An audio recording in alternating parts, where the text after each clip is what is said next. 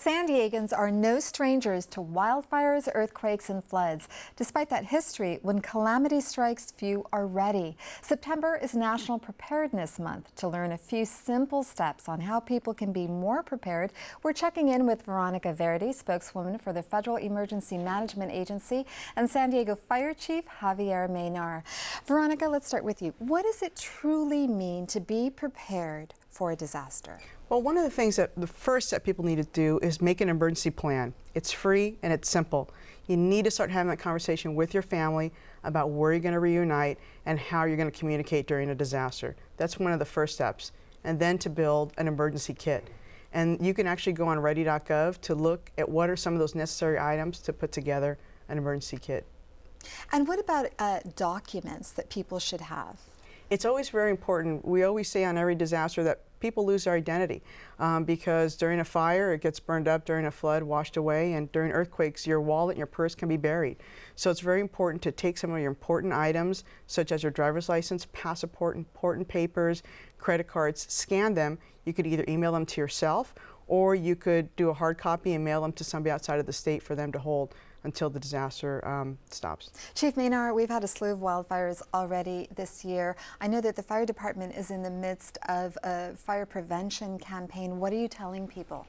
Well, the message we bring out every year is we need you to prepare in advance of the wildfire. We used to call it the wildfire season. We now call the months coming up the height of the wildfire season, because really in our community it's year-round now. But we want them to do things that they can do to make their home hardened from fire damage. Studies have shown that over 80% of homes that are lost during a wildfire could have been saved had the owners of the home simply taken a few precautions ahead of time. So how do you harden a home from a wildfire? Well, you want to make it resistant to ignition. So to keep it away from direct flame contact and radiated heat, you want 100 feet of defensible space to protect it from the ravages of the embers that fly up to a mile ahead of the fire front.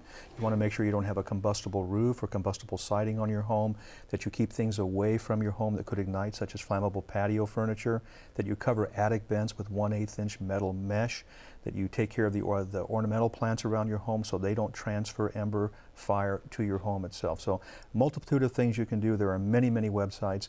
We recommend Ready, Set, Go as a good program for fire preparedness, and you can find that at any fire department's website. Veronica, FEMA says that we should be prepared for any type of disaster. In Southern California, we have earthquakes, we have fires, we have floods. What else is on that list? Well, we have wildfires, floods.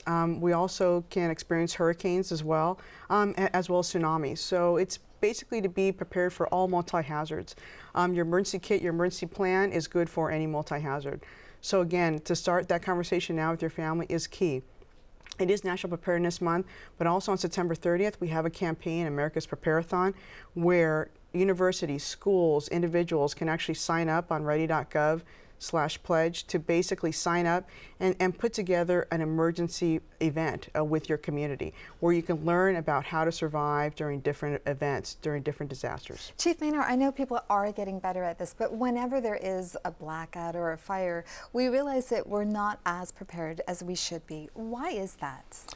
I think we all lead very busy lives. It's true of first responders and everyone else, and the challenge is to get this on someone's radar at a point where they're willing to take action. And the time to take action is now. That's why we're focusing on Preparedness Month.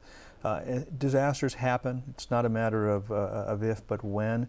They can happen to you, and even during the brownouts of electricity, people found themselves without cash because they were used to using ATMs, or without gas because their cars were on empty. There are very simple things you can do each and every day to prepare yourself for any of the multitudes of hazards that face our community. As you know, we're headed toward the 13th anniversary of September 11th this Thursday.